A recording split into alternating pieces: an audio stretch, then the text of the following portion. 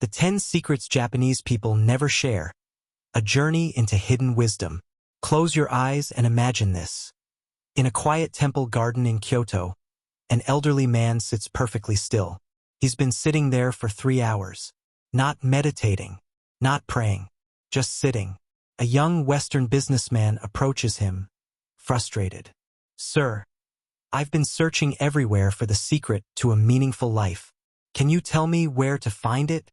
The old man doesn't look up. He simply says, "You're standing on it." The businessman looks down, confused. There's nothing there but ordinary stones. "I don't understand," he says. The old man finally meets his eyes. "That's the first secret. What you're about to discover isn't found in any travel guide or cultural documentary. These are the secrets Japanese people carry in their bones but rarely speak aloud. Secrets that explain why Japan has the longest life expectancy in the world. Why their suicide rates have paradoxically coexisted with some of the deepest wisdom about living. Why a nation that faced devastation can rebuild with such grace. Why their culture produces both profound peace and intense pressure. Over the next hour, you'll learn the 10 hidden principles that shape Japanese life. Not the surface-level concepts you've heard about like ikigai or wabi-sabi, but the deeper, darker, more honest truths that Japanese people understand but Westerners almost never grasp.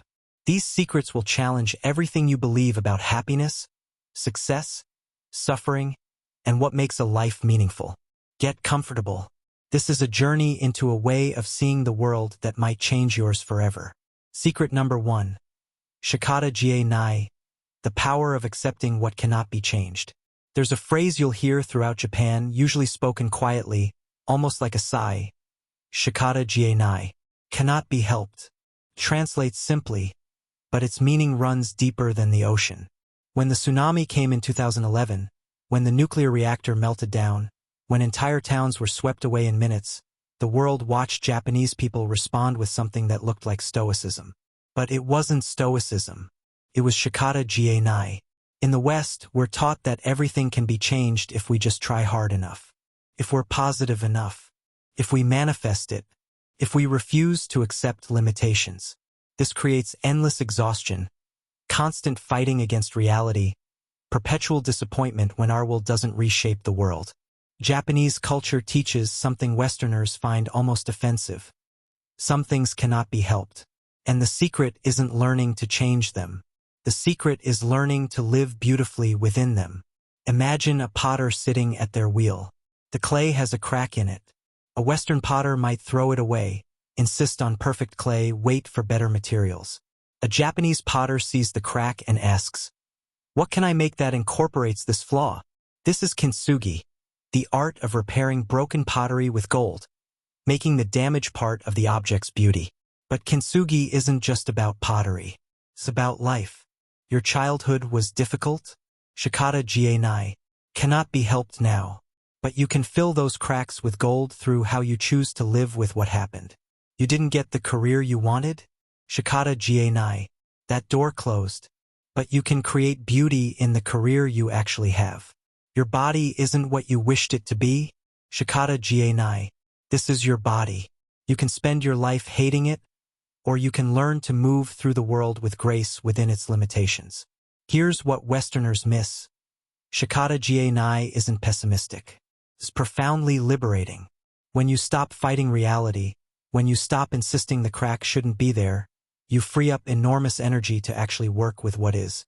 A man loses his job in Tokyo. His Western colleague in the same situation spends months asking, "Why did this happen to me? What did I do wrong? How is this fair?" He's stuck in the question. The Japanese man says shikata jie nai and begins looking for the next opportunity within 24 hours. Not because he doesn't care, but because asking why doesn't change what is. The job is gone. That cannot be helped. What can be helped is what happens next. This is the first secret. Japanese people don't waste energy fighting unchangeable reality. They pour that energy into working skillfully with whatever reality actually presents. But here's the subtle part Westerners always miss. Shikata jie nai doesn't mean passive acceptance of injustice or giving up on change. It means distinguishing clearly between what can be changed and what cannot. If your boss is treating you unfairly and you can document it, report it, or leave the job, change it. But if you've already left the job, if it's in the past, then replaying it endlessly in your mind, staying angry about it, letting it define your next decade? Shikata ga nai. That past cannot be helped now. What can be helped is how you carry it forward. The secret practice. Every evening, before sleep, Japanese people often engage in a mental practice. They review their day and separate it into two categories. Shikata ga nai, cannot be helped, and dikairu, can be done. The argument with your spouse? If it's over, if apologies have been made or refused. If nothing more can be done tonight, shikata ga nai. Release it. Let it go. Carrying it into tomorrow helps nothing. The mistake you made at work? If you've corrected what you can, if you've learned from it, if dwelling on it won't change what happened, shikata ga nai. Put it down. The illness you're facing? The treatment plan is set, you're following it. Worrying constantly doesn't improve outcomes. Shikata ga nai for tonight. Rest. This practice creates something Westerners desperately lack. The ability to actually let go. Not suppress. Not deny. But genuinely release what cannot be helped so you can focus fully on what can. In a small restaurant in Osaka, an old chef makes soba noodles the same way his grandfather did. A food critic once asked him, "Don't you ever want to innovate? To change the recipe? To become famous?" The chef smiled. "My grandfather's recipe cannot be improved by me. Shikata ga nai. So instead, I perfect my technique with this recipe. Every day, I try to make these noodles with more attention, more care, more presence. This I can do." 20 years later, people travel from across Japan to eat his noodles. Not because he invented something new, because he poured all his energy into what he could actually do, rather than wasting it wishing he had different talents or circumstances. This is the secret. Shikata ga nai creates focus. When you stop fighting with reality, you can dance with it instead. Secret number 2, the space between things holds all the meaning. If you visit a traditional Japanese home, you might be struck by what's missing. Empty space, blank walls, silence. In the West, we fill every corner, every moment, every silence with something. The Japanese secret is understanding that the space between things is where meaning lives. Is the Japanese concept of negative space. But it's not empty space, it's pregnant space. Potential. The pause between heartbeats. The silence between notes that makes music instead of just noise. Watch a tea ceremony. Most of it is nothing happening. The host lifts the ladle slowly, sets it down, folds the cloth. These actions are separated by space, by stillness, by silence. A Westerner watching feels impatient. When will something happen? The secret. Something is always happening in the ma. That's where the ceremony actually occurs. The actions are just punctuation. The space between them is the meaning. This applies to everything. A Japanese garden isn't beautiful because of the stones. It's beautiful because of how the stones rest in empty space. The space defines the stones. Without you just have a pile of rocks. A conversation in Japan happens as much in what's not said as what is. The pauses, the silences, the things left implied. That's where the real communication happens. Westerners fill every silence with words and wonder why they're misunderstood. Here's the secret most Westerners never grasp. Your life needs the way your lungs need the moment between breaths. Without it, you suffocate. You schedule every minute of every day. Work, gym, social obligation, side hustle, self-improvement, entertainment. No space between. Your life becomes noise, constant noise, and you wonder why you feel overwhelmed even when you're succeeding. The Japanese practice, is built into daily life. Not accidentally, deliberately. Between work and home, there's the commute. Westerners try to eliminate it or fill it with productivity. Japanese people understand it as transition space. The train ride is when you shed the work identity and prepare to be present at home. Trying to eliminate this space eliminates the transition. You bring work stress home because there was no to release it. Between activities, there's the pause. the walk between buildings, the moment of stillness before beginning the next task. These aren't wasted moments. They're the space that allows you to arrive fully at the next thing instead of dragging the previous thing with you. In a meeting in Tokyo, after someone speaks, there's often silence. Westerners rush to fill it, uncomfortable with the pause. Japanese people sit in the letting the words settle, considering their weight before responding. The silence isn't empty. It's full of collective thinking. Here's what this creates: depth. When you allow when you don't rush to fill every space, life becomes three-dimensional instead of flat. A garden without empty space is just clutter. A conversation without pauses is just noise. A life without is just exhaustion. The secret practice: create deliberately in your daily life. When you finish one task, before beginning the next, sit for 30 seconds. Don't look at your phone. Don't plan. Just sit in the between activities. Let one thing end and the next thing begin with space between them. When someone finishes speaking, before you respond, take a breath. Let their words exist in the space for a moment. Then respond from stillness rather than from reaction. When you enter your home, stand in the doorway for 5 seconds. This is the threshold between outside and inside. Let yourself transition rather than dragging the outside world into your home without pause. Between bites of food, put your utensils down. Let there be between bites. Taste the food instead of shoveling it. Notice the pause. This simple act transforms eating from consumption to experience. The Western mind rebels against this. But I'm wasting time. I could be productive in those moments. Every second should be optimized. This is precisely why Western culture produces so much anxiety. No means no rest, no integration, no depth. Just constant motion, constant stimulation, constant doing until you collapse. The Japanese secret: isn't wasted time. It's the most valuable time. That's when integration happens, when meaning settles, when you actually digest your experiences instead of just consuming them. An old calligrapher in Nara once told a student, "The brush stroke you see is not what makes the art. It's the moment before the brush touches paper. That when all possibility exists, that's where the art is created. The visible stroke is just the record of that invisible moment. Your life is the same. The visible achievements, the accomplishments, the things you can list on a resume, those aren't where your life actually happens. Your life happens in the spaces between, the pauses, the stillness, the nothing that contains everything. This is the second secret. Empty space isn't empty. Silence isn't nothing. The pause contains all the meaning. Create in your life or remain forever on the surface, busy but never deep, moving but never arriving, doing but never being. Secret number 3, gamen, enduring the unbearable with dignity. There's a word in Japanese that has no direct English translation. Gamen. It means to endure suffering with patience and dignity. But that translation misses the essence. Gamen isn't about gritting your teeth and powering through. It's not thoughts and prayers or stay strong. It's something much more profound. The understanding that you can hold intense pain without being destroyed by it, without becoming bitter, without losing your humanity.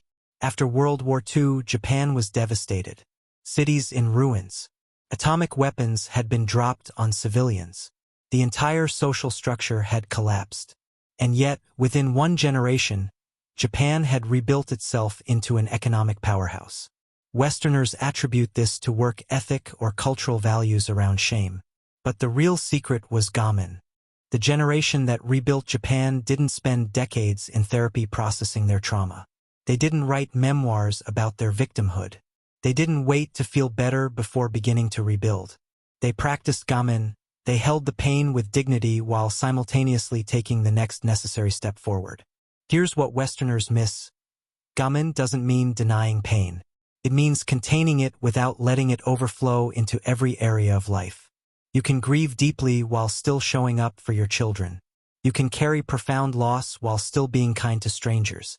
You can endure personal devastation while still contributing to your community.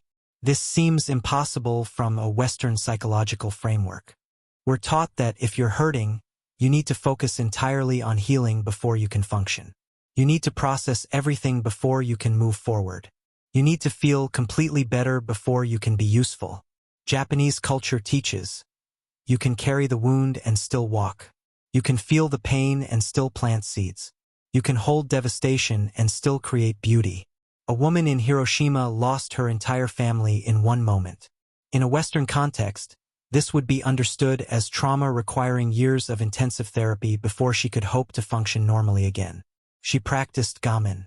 She went to work the next day, not because she didn't care, not because she was in denial, but because the hospital needed nurses and people were suffering and her hands still worked. She held her grief with immense dignity while simultaneously doing what needed to be done. 20 years later, she helped establish a memorial garden. When asked how she survived such loss, she didn't talk about resilience or healing. She said simply, gamin. The pain was there every day, but life was also there every day. Both could be true at the same time. This is the secret. You don't have to choose between feeling pain and living fully. You can do both simultaneously. The pain doesn't have to stop before life can continue. A businessman loses his company in the 2008 financial crisis. Everything he built over 30 years gone. He practices gamin. He bows to his employees one final time, apologizes for failing them, and the next day begins looking for work. Any work. He takes a job stocking shelves at a convenience store. His former colleagues see him there and are embarrassed for him. But he isn't embarrassed. This is gamin, doing what needs to be done without letting ego or shame determine your actions. 5 years later, he has a small business again. Not as large as before, but solid. When asked how he endured such a fall, he says, "The fall was shikata jinai. It could not be helped. But how I carried myself during the fall, that was mine to choose." Gamin meant I could be broke and still have dignity. Here's the practice that Westerners desperately need. You can train gamin like a muscle. Start small. The traffic jam that makes you late. You can't change it. You can rage, honk, make the stress hormones flood your body. Or you can practice gamin. Acknowledge the frustration, contain it, breathe through it. Maintain your dignity even in a frustrating situation. The rude customer, the unfair criticism, the disappointing news. Each is an opportunity to practice gamin, to hold the feeling without letting it control you, to maintain your center even when circumstances are trying to knock you off balance. The serious illness, the devastating loss, the profound betrayal. Gamin doesn't mean these don't hurt. It means you can hold the hurt with dignity while still showing up for your life. There's a story about a Zen master whose son died. His students found him weeping. One student said, "Master, I thought you taught that death is natural, that we shouldn't be attached. Why are you crying?" The master said, "I'm crying because my son died. The tears are natural. But notice I'm crying. I'm not destroyed. I'm not collapsed. I'm not unable to function. I can hold this grief and still teach tomorrow. Still eat today. Still walk. This is gamin." The Western mind wants certainty. Either you're devastated and can't function, or you're fine and have moved on. Japanese wisdom understands. You can be devastated and still function. You can carry the wound and still walk. Both are true simultaneously. This is the third secret. Pain doesn't have to destroy your dignity. Suffering doesn't have to make you small. You can endure the unbearable without becoming bitter, without losing yourself, without letting the pain determine who you become. This is gamin, and it might be the most important skill you never learned. Secret number 4. Mono no aware, the bittersweet beauty of impermanence. Every spring, millions of Japanese people gather under cherry blossom trees for hanami flower viewing parties. They sit for hours eating, drinking, watching petals fall. Westerners who visit often think, "Pretty flowers. What's the big deal?" They're missing the entire point. Cherry blossoms bloom for roughly 1 week. That's it. 1 week of spectacular beauty. Then the petals fall and won't return for a year. Japanese people aren't celebrating the beauty of the blossoms. They're celebrating the impermanence of the blossoms. This is mono no aware, a phrase that translates roughly as the pathos of things or the honest of things. It's the bittersweet awareness that everything beautiful is also temporary. And it's precisely the temporariness that makes it beautiful. Westerners struggle with this concept because we're taught to pursue permanent happiness, lasting success, eternal love, unchanging security. We fight against impermanence. We try to make moments last. We're devastated when they don't. The Japanese secret: nothing lasts. Everything is temporary. And that's not tragic. It's what makes life precious. The cherry blossoms wouldn't be special if they bloomed year-round. You wouldn't gather your family, take time off work, sit under trees for hours if the flowers were always there. It's the 1 week window that creates the urgency, the appreciation, the presence. The impermanence creates the meaning. Mono no aware is the feeling you get when you understand this deeply.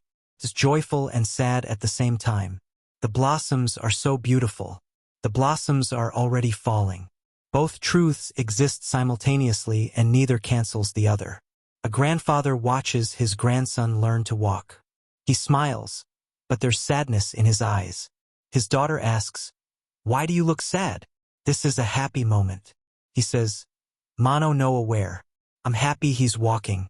I'm sad that his baby phase is ending. I'm aware that one day I won't be here to watch him grow." All of this exists together in this moment, the joy, the loss, the passage of time. This is what makes it beautiful. Westerners would tell him to focus on the positive, to not think about sad things during happy moments. But Japanese wisdom understands.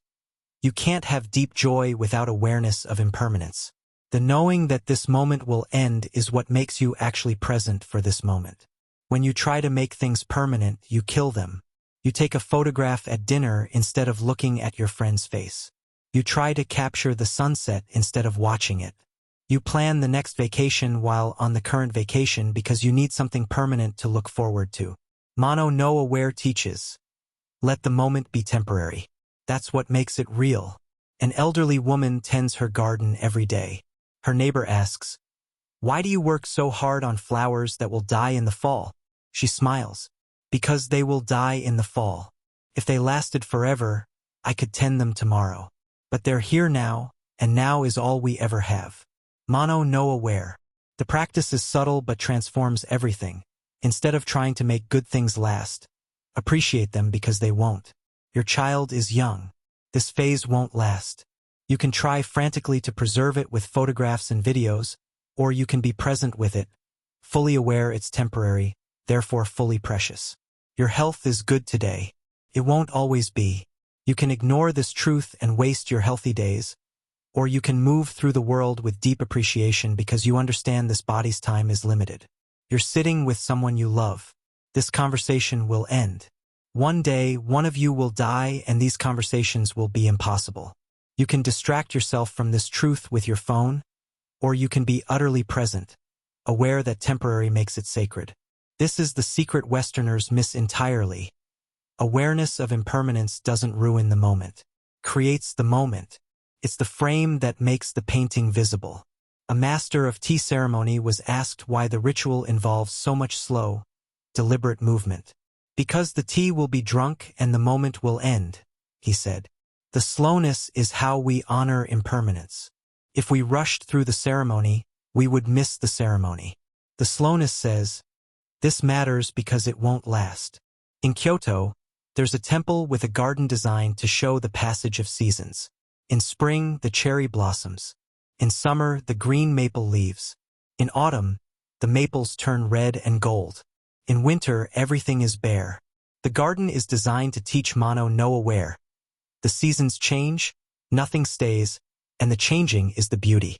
Westerners often prefer spring and complain when it ends. Japanese wisdom says, "Spring is beautiful because summer is coming. Summer is beautiful because autumn is coming. Autumn is beautiful because winter is coming. Winter is beautiful because spring is coming." The wheel turns. This is not tragic. This is life. The moment you understand Mono no aware, something shifts in how you experience everything. That meal you're eating, these exact flavors won't happen again, even if you order the same thing tomorrow.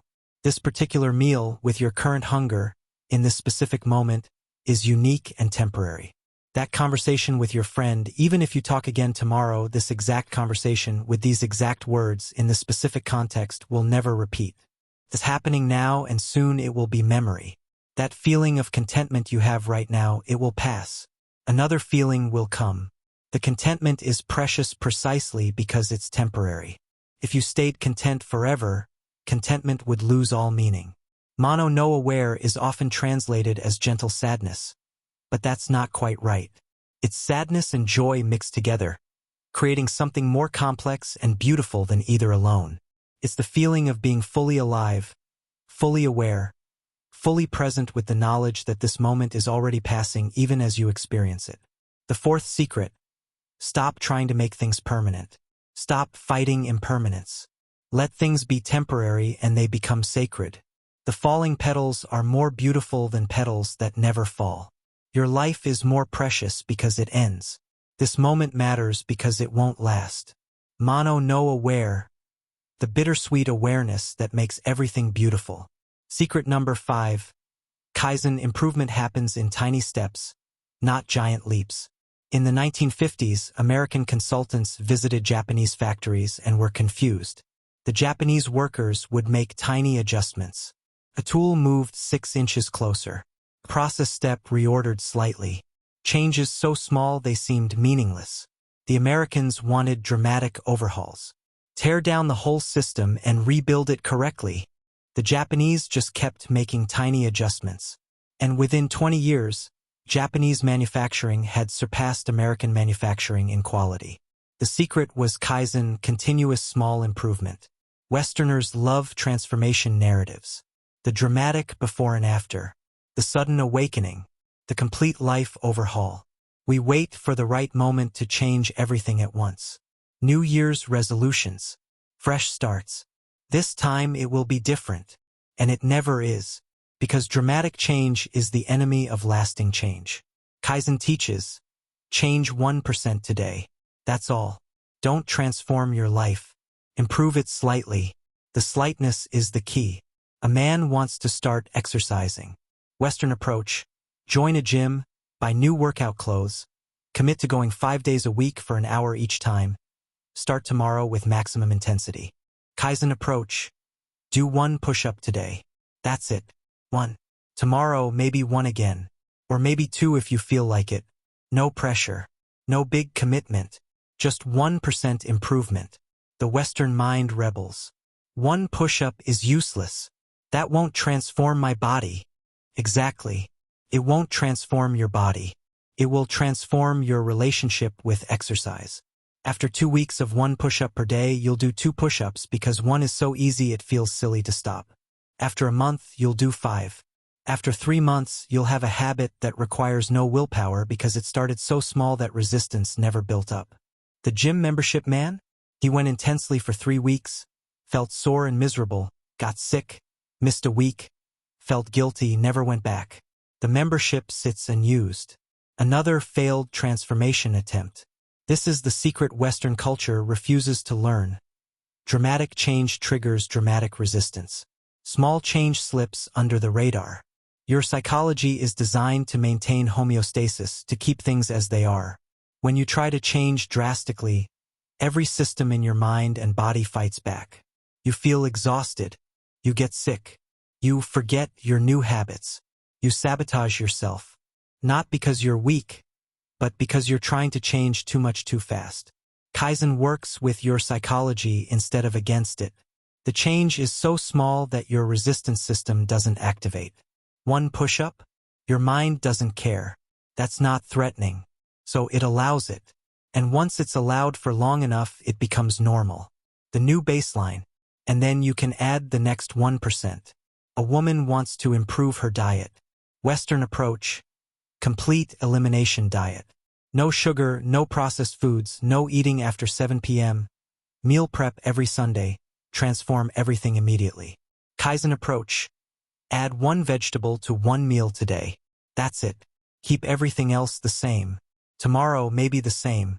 After a week, she notices she actually likes having vegetables with lunch. After a month, she naturally reaches for vegetables at dinner too because she's developed a taste for them. After 6 months, her diet has transformed completely, but it happened so gradually that it felt easy. The dramatic change woman? She lasted 11 days of perfect eating, then had one bad meal, felt like a failure, gave up completely, regained all the weight plus more, added a layer of shame about willpower. Kaizen people don't fail. They can't fail, because there's nothing to fail at. You improved 1% today or you didn't. If you didn't, you'll try again tomorrow. No drama, no shame, no quitting, just continuous small adjustment. In Toyota factories, any worker can pull a cord to stop the entire production line if they notice something wrong. Westerners thought this was insane. You're letting workers stop everything? That's expensive. But the philosophy was Kaizen. Fix small problems immediately before they become big problems. If you notice the part doesn't fit quite right, stop and adjust it now. Don't wait until thousands of defective products are made. The result? Toyota became known for having the highest quality manufacturing in the world. Not because they had better technology, because they fixed tiny problems immediately instead of waiting for dramatic failures. Your life works the same way. You feel slightly resentful toward your partner.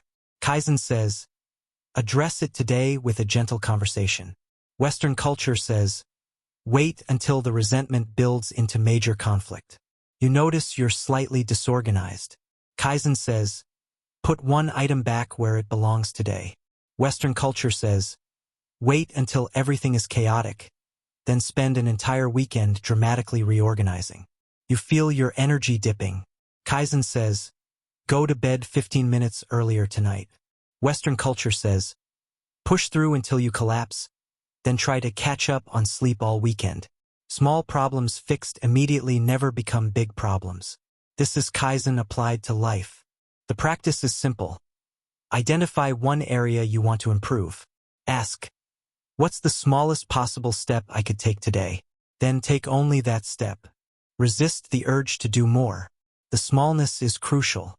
Want to meditate? Sit for 1 minute. Only one. Don't try to expand it yet.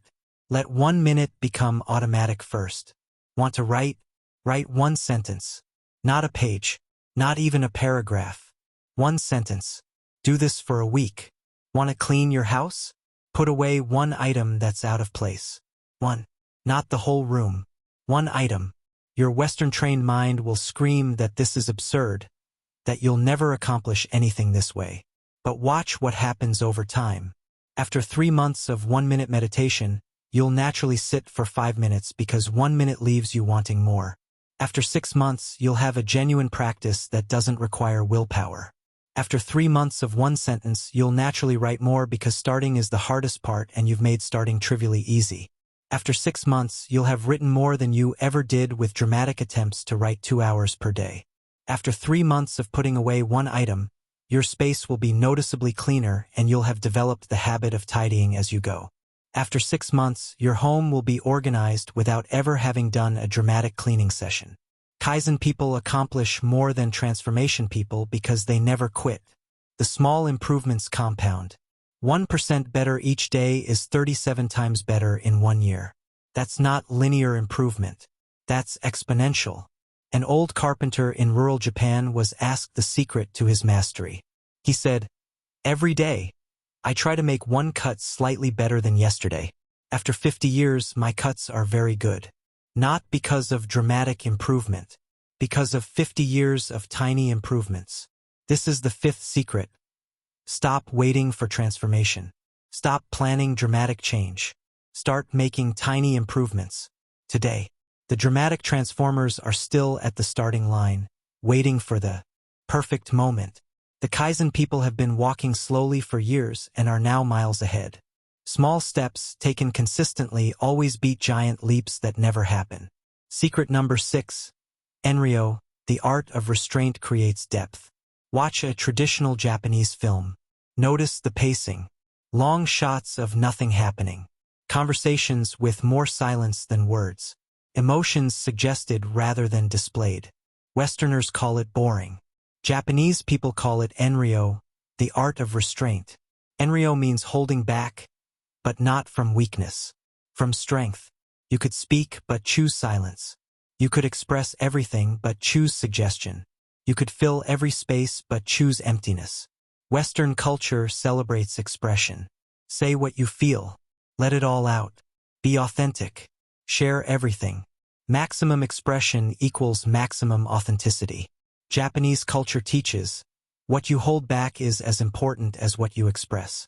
Restraint creates depth. The unsaid carries more weight than the said. A tea ceremony master serves tea to a student. The student drinks and says, "This is the best tea I've ever tasted. The flavor is incredible. I can taste hints of cherry blossom and mountain mist. This is truly exceptional." The master smiles but says nothing. Later, a second student drinks the tea. After a long silence, they simply say, "Oishi, delicious," in a quiet voice. Then more silence. The master bows deeper to the second student. The first student asks, "Why?" "I expressed my appreciation fully. They barely said anything." The master says, "The second student's restraint showed they understood. Words cannot capture the tea's essence. Their quiet oishi and the silence after that was true appreciation. Your many words showed you were thinking about words instead of experiencing tea. This is enryo. The restraint itself becomes the expression. In Western culture, if you love someone, you tell them constantly, post about them, declare it publicly, express it in every possible way. More expression equals more love. In Japanese culture, love is often shown through what you don't say. A father never tells his children he loves them. Instead, he gets up at 5 a.m. every day to make breakfast before they wake. He works a job he doesn't enjoy to provide for them. He saves money for their education instead of spending it on himself. His love is shown through actions done quietly, without announcement, without need for recognition. His children understand. The restraint in words makes the actions speak louder. If he constantly told them he loved them while doing nothing, the words would be empty. His silence around his actions makes the actions sacred. Enryo appears in every aspect of Japanese life. A gift is given with both hands and a phrase that translates roughly as, "This is an insignificant thing." The gift might be expensive and carefully chosen, but to announce its value would be crude. The restraint in describing it makes receiving it more meaningful. A compliment is rare and understated. In the West, we're trained to give excessive praise. "You're amazing. That's incredible. The best thing ever." These words have lost all meaning through overuse. In Japan, a master craftsman might work for decades before receiving the simple comment, "Tu desu ni." That's good.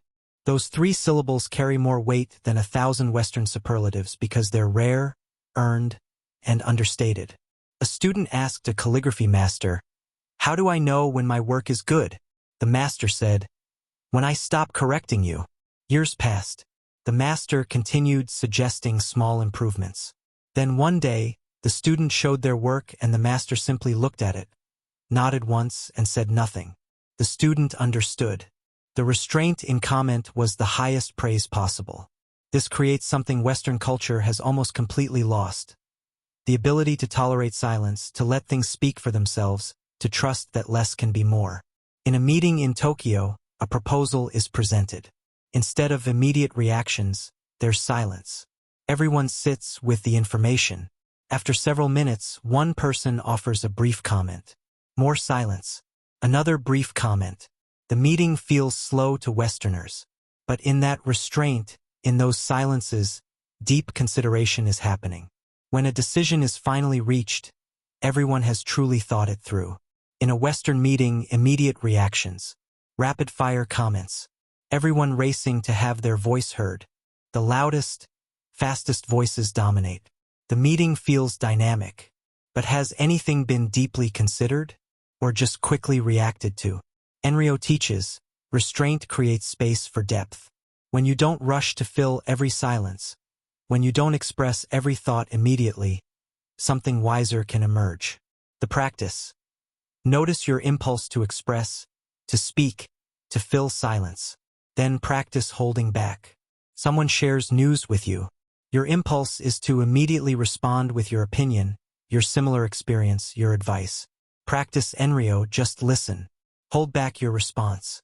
Let their words sit in the space. Notice what emerges when you're not planning your reply. You accomplish something. Your impulse is to announce it, post it, tell everyone. Practice Enryo. Let the accomplishment speak for itself through your continued actions. Notice how it feels to achieve something and simply continue working without need for external recognition. You feel frustrated with someone. Your impulse is to express everything you're feeling immediately. Practice Enryo. Hold the feeling. Let it settle. See what's actually essential to communicate and what was just temporary reactivity. This isn't suppression. Suppression is pushing feelings down, pretending they don't exist.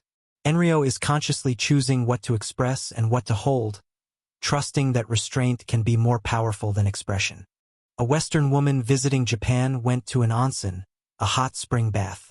She chatted constantly with the Japanese women there, commenting on the temperature, the view, asking questions. The Japanese women responded politely but briefly. Later, she asked her Japanese friend, "Why was everyone so cold to me at the onsen?" Her friend explained, "Enryo, the onsen is for quiet experience, not conversation. Your talking disturbed the peace." Restraint in that setting shows respect for others' experience. The woman realized she had been seeking connection through constant expression. They were experiencing connection through shared, restrained presence. Different pathways to the same destination. Here's the secret Westerners almost never grasp. Your constant expression is often just noise. Most of what you say isn't necessary. Most of your opinions don't need to be shared. Most of your reactions don't need to be displayed. The restraint in expression creates space for what's essential to emerge. A writer types thousands of words, then deletes most of them. The final piece is spare, precise. Every word carries weight because most words were removed. Enryo in writing. A musician plays a complex piece, then strips it down to its essential melody. The simple version moves people more than the complex one. Enryo in music. A teacher has vast knowledge, but shares only what students are ready to receive.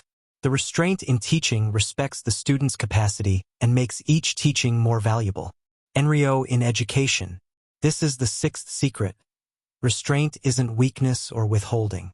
It's strength. It's the discipline to let silence speak. To let actions be enough. To trust that less is more. Enryo creates the depth that constant expression destroys. In a world of noise, the person who knows when to be silent has discovered something precious. Secret number 7. Ubaratori. Never compare your blooming to others' blooming. There's a Japanese proverb that uses 4 kanji, each representing a different flowering tree: cherry, plum, peach, and apricot. The phrase is ubaratori, and it teaches. Cherry blossoms don't bloom like plum blossoms. Plum doesn't bloom like peach.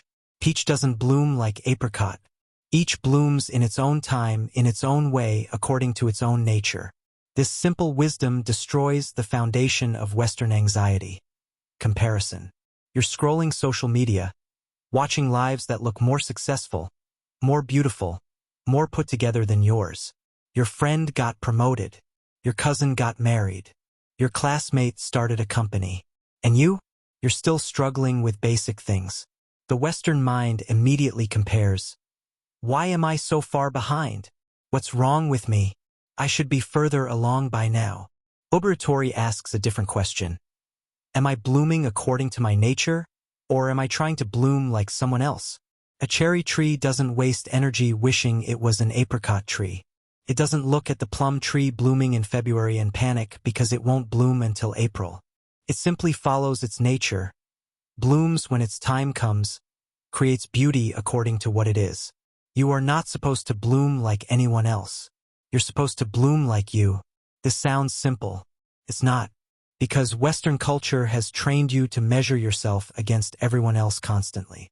Not just occasionally, constantly. Every social media scroll is a comparison. Every conversation about careers is a comparison. Every wedding invitation, every birth announcement, every achievement posted, all become data points in your endless self-measurement against others. And you're always losing because the comparison is rigged. You're comparing your internal experience, messy, uncertain, full of doubt, with others' external presentation, curated, confident, apparently certain. Obitory asks you to stop playing this game entirely. Not to stop noticing what others do, but to stop measuring yourself against them.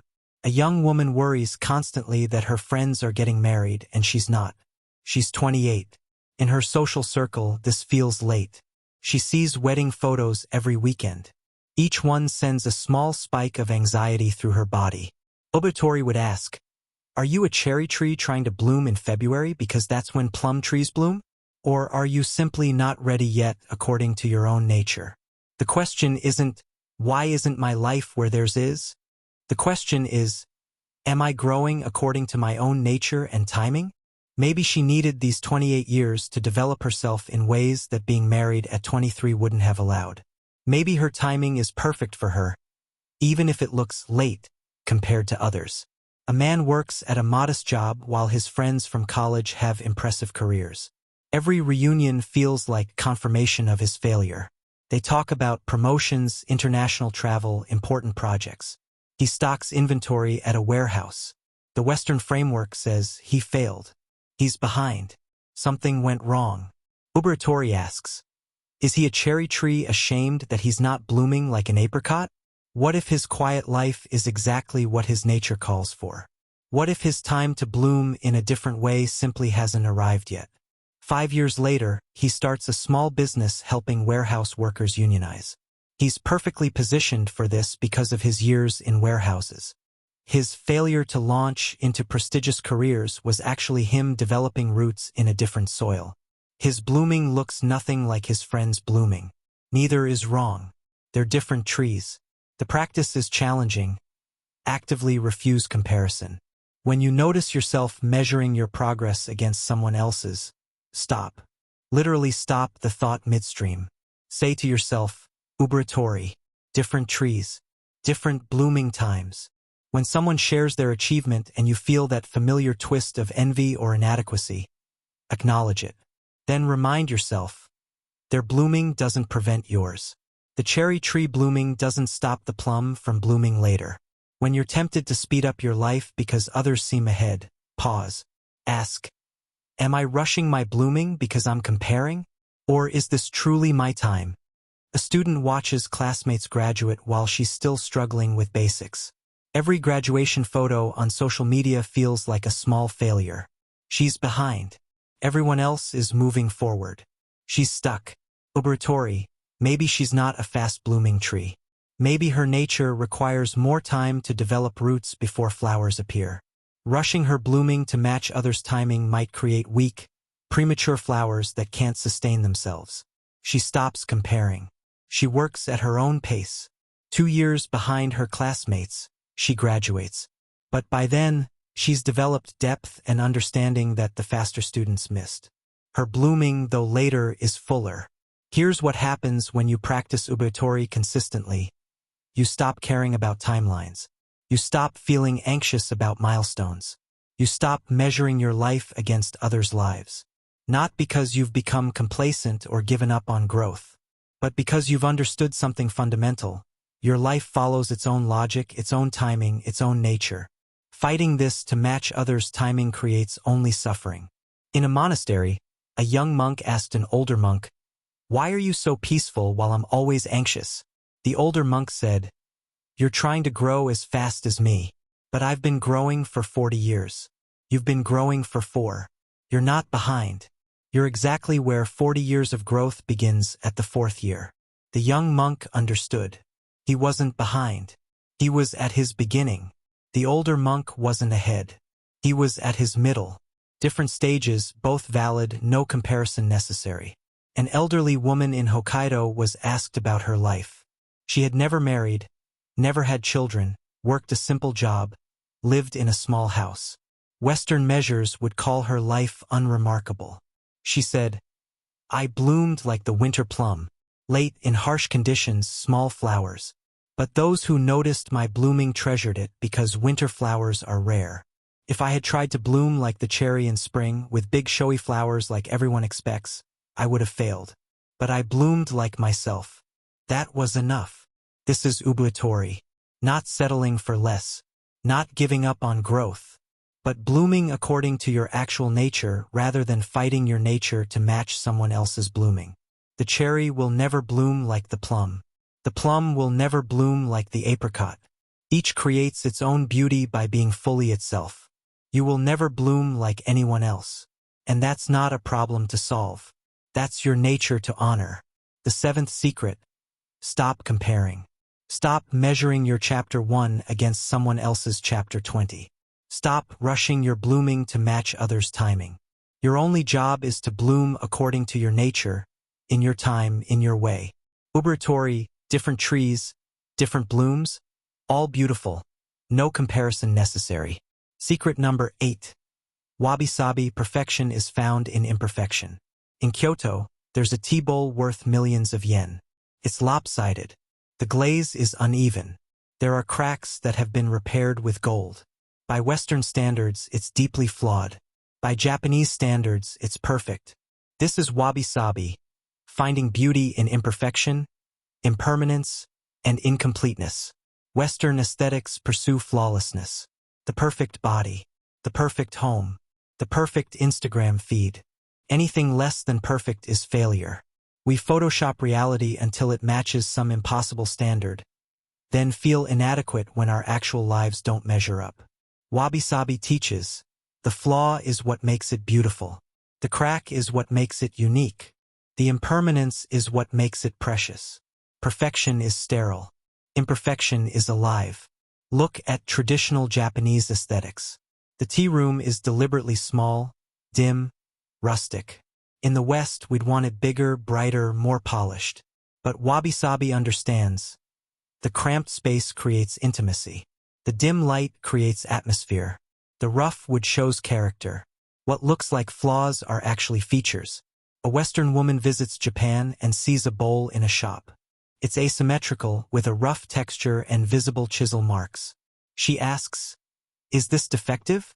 Why hasn't it been finished properly?" The shop owner explains, wabi-sabi, the imperfection is the point. A perfectly symmetrical bowl made by machine is boring. This bowl made by human hands, with all the marks of its making visible, this has soul. The woman starts to understand. Perfection is inhuman. Imperfection is human. In trying to achieve perfection, we're actually removing the humanity from things. Your body has scars, marks, asymmetries. Western culture says, hide these, fix these, be ashamed of these. Wabi-sabi says, these marks tell your story. The scar on your knee from childhood. The stretch marks from pregnancy or growth. The lines on your face from years of expressions. These aren't flaws to eliminate. They're evidence of a life being lived. A model with perfect features, photoshopped skin, and impossible proportions looks less human than interesting. But an older person with weathered skin, laugh lines, and the marks of time? Wabi-sabi: beautifully imperfect, interestingly real. Your home doesn't need to look like a magazine spread. The worn spot on your favorite chair? That's wabi-sabi showing this chair has been loved and used. The mismatched dishes collected over years? Wabi-sabi: each piece has its story. The patina on old wood? Wabi-sabi: time making the material more beautiful, not less. Western culture would replace it all with matching, new, perfect items, and create a space that looks like a showroom, beautiful in theory, soulless in practice. A master potter explained, I could throw perfect bowls on a wheel, perfectly symmetrical, perfectly smooth. But I don't. I deliberately introduce irregularity. I leave marks from my hands. I accept the cracks that form. Because wabi-sabi, the imperfection is what makes each bowl unique, what makes it interesting to look at, what makes it feel good in the hand. Perfection is boring. This extends beyond aesthetics. Your life doesn't need to be perfect. Your career doesn't need to follow a perfect trajectory. Your relationships don't need to be perfectly harmonious. The job you took that wasn't good enough? Maybe it taught you skills you needed. Wabi-sabi: the detour was part of the path. The relationship that ended? Maybe it helped you understand yourself better. Wabi-sabi: the crack became gold. The period of your life when you struggled? Maybe it developed character you couldn't have gained any other way. Wabi-sabi: The rough patch is part of your texture. A businessman lost everything in middle age. His wife left. His company failed. His reputation was destroyed. By every Western measure, his life was ruined. He moved to a small town, took a simple job, lived modestly. Years later, someone asked him about the disaster. He said, "Wabi-sabi. My perfect life broke. And in breaking, it became real. The years since have been harder but more honest. I prefer this cracked life to that polished one. The cracks let the light in." This is the deep wisdom of wabi-sabi. Sometimes things need to break to become beautiful. Sometimes the flaw is exactly what was needed.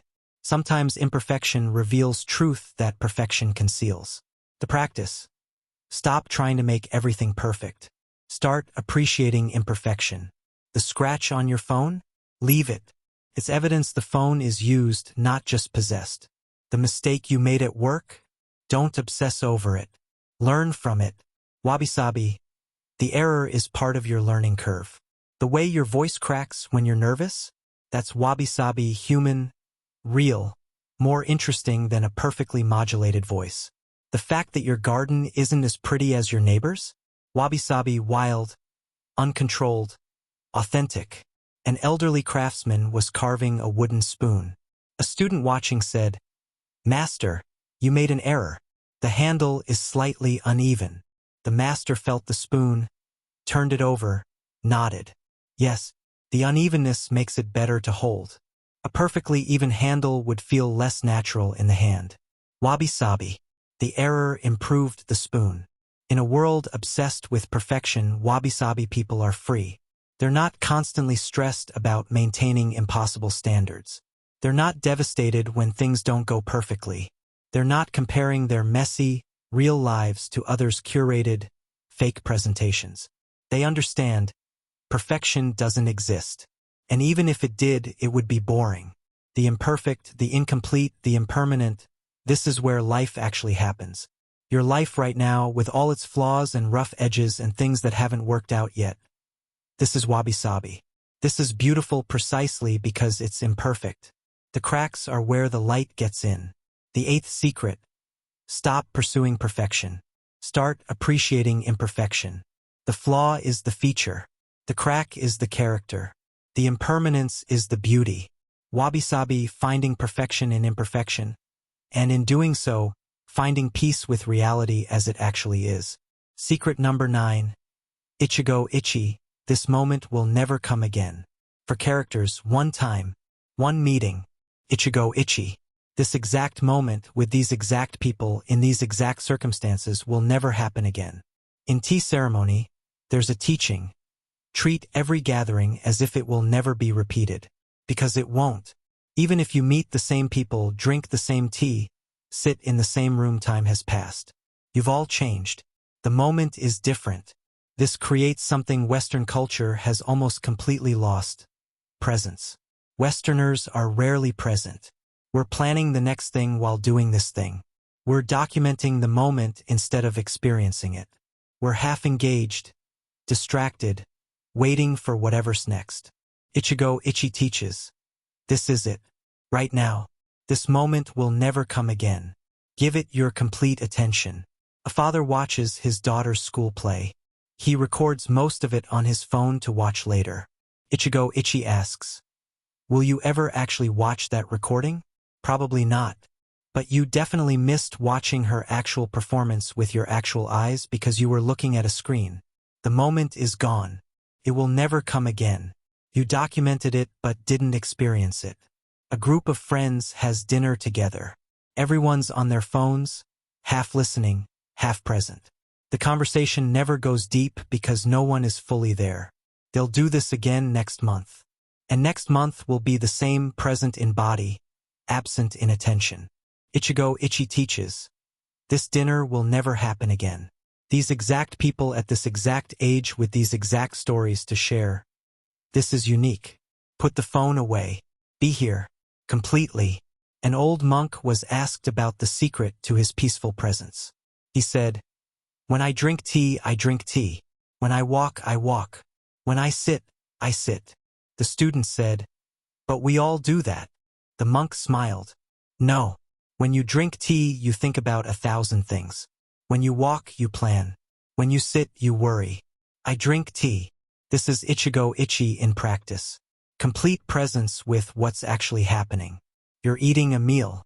Your mind is somewhere else, worrying about tomorrow, replaying yesterday, thinking about what you need to do next. The food goes in your mouth, but you're barely tasting it. You finish eating and barely remember the experience. Ichigo Ichi. This meal will never come again.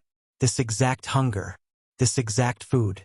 This exact moment of your life. Taste it. Be present with it. You're having a conversation with someone you love, but you're mentally preparing your next response while they're still talking. You're not listening, you're waiting to speak. Half the conversation is missed because you're in your head instead of present with them. Ichigo Ichi. This conversation will never come again. Tomorrow they'll be different. You'll be different. The circumstances will be different. Listen as if you'll never have another chance to hear them. This creates urgency without anxiety. Not the urgency of, I must accomplish everything now, but the urgency of, I should actually be present for my life because this moment is the only time it exists. A woman visited her elderly mother every week. They had nice visits, but the woman was often distracted, checking her phone, thinking about work, mentally planning her drive home. The visits were pleasant but not particularly deep. Then her mother got sick. Terminal. Suddenly, every visit carried the weight of Ichigo Ichi. This might be the last time. This moment will never come again. The woman was completely present. No phone. No distraction. Just listening, really seeing her mother, being fully there. After her mother died, she realized every previous visit was also Ichigo Ichi. Those moments were also unrepeatable. But she hadn't treated them that way. She treated them as if there would always be more time. This is the tragedy of normal life. We treat most moments as if they're ordinary, disposable, repeatable. We'll do this again. There will be other chances. More time later. But Ichigo Ichi. Every moment is actually extraordinary. Nothing repeats. Time only moves forward. The practice is simple but transformative. Before doing anything, pause. Acknowledge. This will never come again. Then be present. Before a meal, Ichigo Ichi. This meal is unique. Taste it. Before a conversation, Ichigo Ichi. This exchange is unique. Listen fully. Before leaving the house, Ichigo Ichi. This day is unique. Show up for it. A businessman commuted to work every day for 20 years. Same train. Same route. He spent the time on his phone, reading news, answering emails. The commute was dead time, something to get through. Then one day he decided, Ichigo Ichi. This commute will never come again. He put his phone away. He watched out the window. He noticed the light changing with the seasons. He saw the same landmarks but actually looked at them. He was present with the journey. The commute became something he valued. Not because it changed, because he changed how he met it. You might think, but most of life is routine. The same things happen over and over. How can every moment be unique? Ichigo Ichi responds. It only seems the same because you're not present. Look closer. The same cup of morning coffee is different each day. Your body is different. Your mind is different. The temperature is different. The light is different. Nothing is actually the same. Your lack of presence makes it seem repetitive. An old gardener tended the same garden for 50 years. Someone asked, "Don't you get bored?" "It's the same garden every day." He laughed. "The same garden?" "No. The garden changes every day. Today the maple leaves are turning. Yesterday they weren't. Today there's frost on the moss. Yesterday there wasn't. If I were bored, it would mean I'm not paying attention." Ichigo Ichi. This garden right now has never existed before and will never exist again. This is the practice. Treat everything as if it's the first time and the last time simultaneously. Meet it with the wonder of discovery and the urgency of farewell. Your morning routine? Do it as if you're discovering it for the first time. The water on your face. The taste of toothpaste. The feeling of getting dressed. Ichigo Ichi, this morning routine is unique. your work, do it as if it's your last day. Not frantically, but with the awareness that this particular day of work will never come again. Ichigo Ichi, this work matters because this day matters. Your time with loved ones? Treat each interaction as precious because it is. You don't know which conversation will be your last.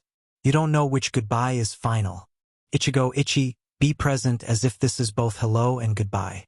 This doesn't create morbid anxiety. It creates vibrant presence. When you understand that nothing repeats, you stop treating moments as disposable. You stop waiting for the important moments to show up. You realize, every moment is the important moment because every moment is the only moment. The ninth secret. Ichigo Ichi, this moment will never come again. Stop treating moments as if they're repeatable. Stop being half-present. Stop documenting life instead of living it. This exact moment with these exact circumstances is happening once. Be here, completely, because you'll never get another chance at this moment. It's already passing. Be present or miss it entirely. Secret number 10. Omotenashi service without expectation of return. You walk into a small restaurant in rural Japan. Before you order, a small dish appears. Otoshi, a tiny appetizer you didn't request. It is beautifully arranged, carefully prepared, given freely. You might think, they're hoping for a bigger tip. But there's no tipping in Japan. This gift has no transactional purpose. This is omotenashi service from the heart, without expectation of return. Western service industry culture is transactional. Good service earns tips. Exceptional service earns bigger tips. The quality of service is directly tied to expected compensation. There's nothing wrong with this, but it's fundamentally different from omotenashi. Omotenashi is service for its own sake. You serve because serving is right, because making someone's experience better is valuable in itself. Not because you'll get something back. A taxi driver in Tokyo drives foreign tourists to their hotel. Before they leave, he gives them a small map he's drawn by hand showing nearby restaurants, temples, convenience stores. He's labeled everything in English. This took him time. He won't see these tourists again. There's no tip. He did it because omotenashi, making their stay easier, was its own reward. A shop owner sees you admiring something you can't afford. The next day, you return and find a small version of that item wrapped as a gift with your name on it. You didn't ask for this. You can't reciprocate. That's not the point. Omotenashi, the gift wasn't transactional. Your appreciation was enough. This principle extends far beyond customer service. It's a way of moving through the world. You anticipate others' needs and meet them without being asked, without expecting recognition, without keeping score.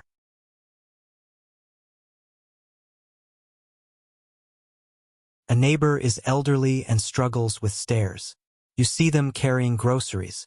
You could walk past, not your responsibility. But omotenashi says, help. Not because they'll help you back. Not because you want to be seen as good, but because you can help, and helping creates good in the world. Your colleague is stressed about a deadline. You could ignore it, your work is done. But omotenashi says, offer to help. Not to make them indebted to you, not to get credit, but because easing someone's burden is valuable in itself. A friend is going through something difficult. You could wait for them to ask for support. But omotenashi says, reach out. Not because you expect something back. Not because you want to be seen as a good friend. But because offering support is right. The Western mind immediately calculates, what if I help and they don't appreciate it? What if I give and get nothing back?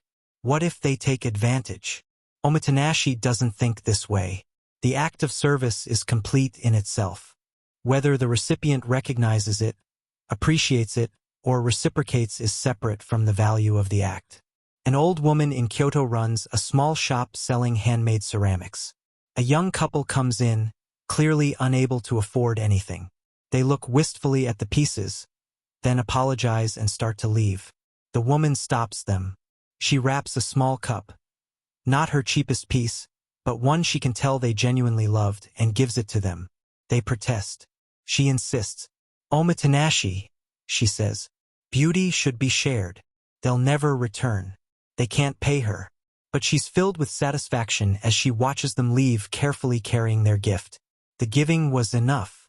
This creates something Western culture has almost lost: the intrinsic satisfaction of serving. We've made everything transactional. Every act of service has a price tag, visible or invisible. We're constantly calculating, what do I get? Is this fair? Am I being taken advantage of?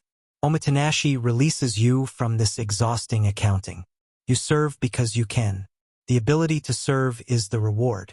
A teacher stays late to help a struggling student. Not for extra pay, there is none. Not because this student will somehow repay them later, but because omotenashi, you have knowledge, the student needs knowledge, sharing it is right. A doctor in a rural clinic treats patients who can't pay. In a Western context, this would be considered charity, something extraordinary. In the framework of omotenashi, it's simply right. You have skill, they have need, serving them is complete in itself. The practice: look for opportunities to serve without expectation of return. Small acts. Hold the door for someone when you're in a rush. Not because they'll notice. Not because you want to feel good. Just because omotenashi, the small kindness, is valuable in itself. Make someone's life slightly easier today. Leave a shared space cleaner than you found it. Reply to an email more thoroughly than necessary. Give directions clearly to someone who's lost. Omotenashi, these acts don't require reciprocity to be worthwhile. Notice what someone needs before they ask. Your partner is tired, do their share of the chores without announcing it. Your friend is stressed, send a thoughtful message. Your colleague is overworked, offer help without being asked. Omotenashi, anticipate and meet needs silently. A businessman noticed his elderly neighbor struggling to maintain her garden. Every Sunday before she woke, he would quietly tend the most difficult parts, trimming high branches, moving heavy pots, pulling weeds. She never knew it was him. He never told her. For 3 years he did this. Then he moved away. She never knew her mysterious helper's identity. Western thinking says, what a waste. He should have told her. She should know who helped her.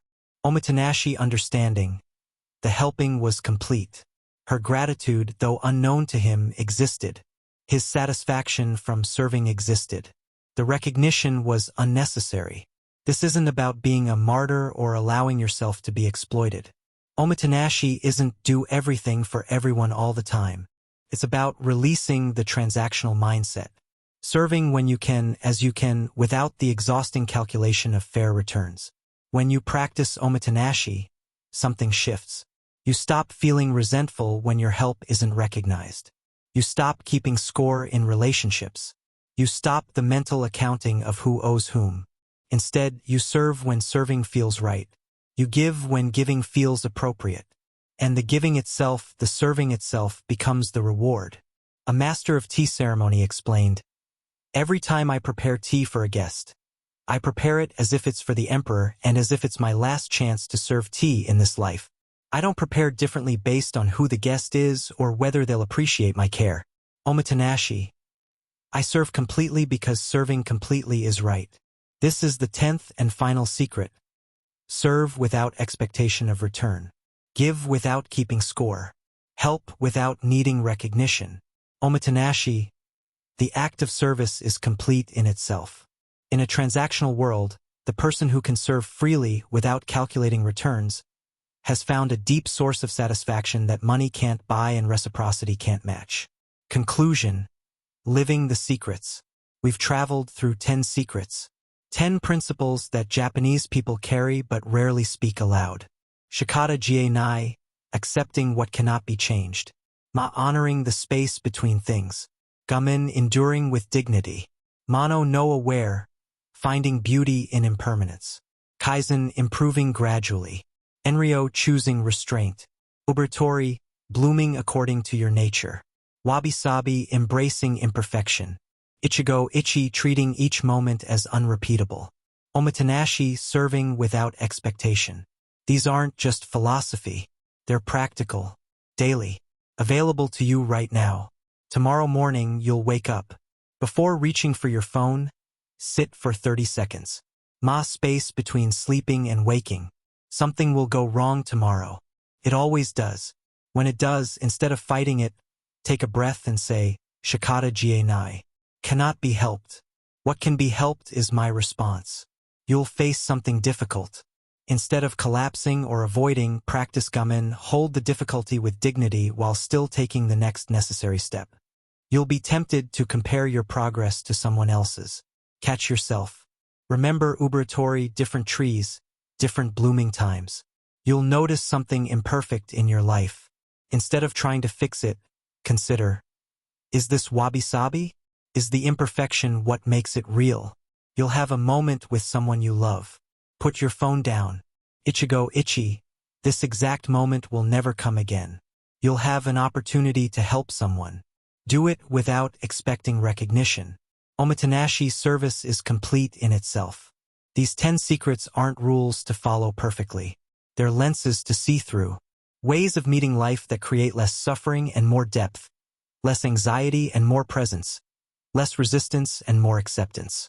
Japanese people don't talk about these principles explicitly because they're woven into daily life so thoroughly that naming them seems unnecessary.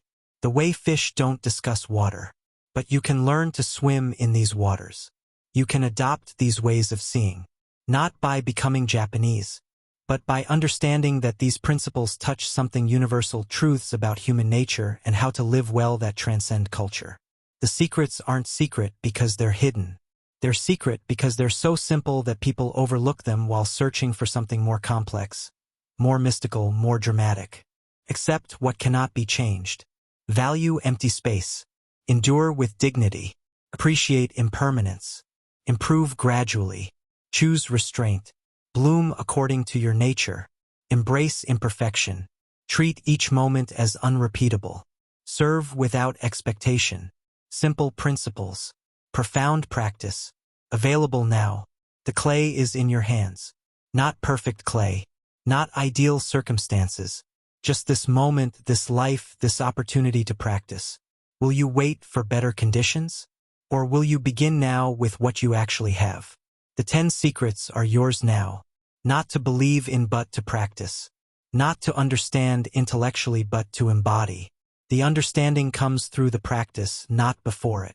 Close your eyes. Take a breath. Feel this moment. It will never come again. Ichigo ichi. This is your life. Imperfect, temporary, happening now. Wabi-sabi. You can work with it skillfully. Kaizen. Or you can wait for it to be different. Shikata jie nai. That waiting cannot be helped now. But this moment, right now, what you choose to do with it, that's entirely yours. The secrets are no longer secret. The wisdom is no longer hidden. The practice is no longer foreign. It's yours. Right now. This moment. Begin.